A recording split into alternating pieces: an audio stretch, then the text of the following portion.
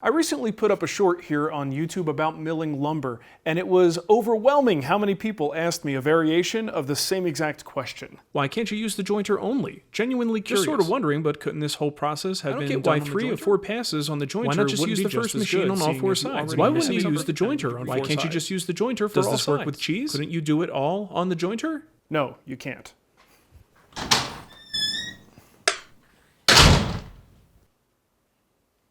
I kid. So let's take a board, let's actually joint it on all 4 sides here and see what may possibly happen.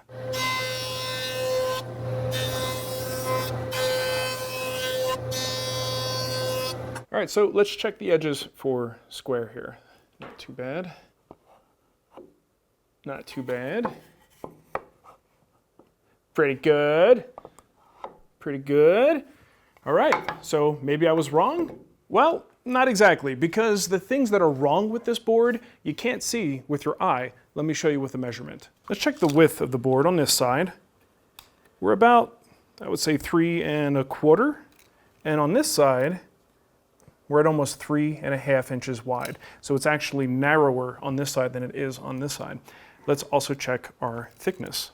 On this side, we have 1 3/8, a little bit over 1 3/8. And on this side, we're a full 1.5 inches.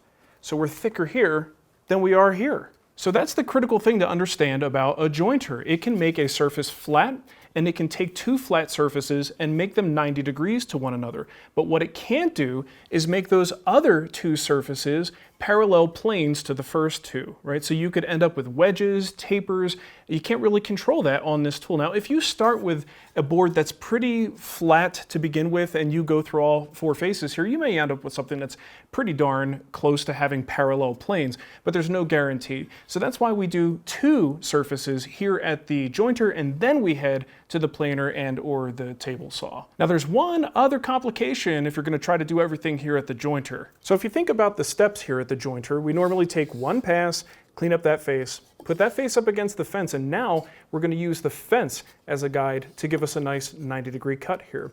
So imagine if we had to then do the 3rd step. Well, now that skinny edge has to go up against the fence, and we really do need to push into the fence in order to get that 90 degrees. Now, it can be done, especially on a board of this dimension, but not all boards look like this. What happens if we have a board that looks like this one? Well, at a certain point, we have to get this skinny little edge up against that fence to help us establish a true 90 degrees. That's really hard to do. Probably pretty unsafe to do because you would need pressure out here, so I wouldn't recommend that. But that's just another obstacle. Even if this could produce the results you wanted, this would cause you trouble. So hopefully that explains why the jointer can't be used to do all 4 sides of a board during the milling process. And if you haven't seen that video that I posted, I'll put a link down below if you want to check it out. Pretty basic stuff, just how to mill a board is what it comes down to. All right, thank you for watching, everybody. We'll see you next time.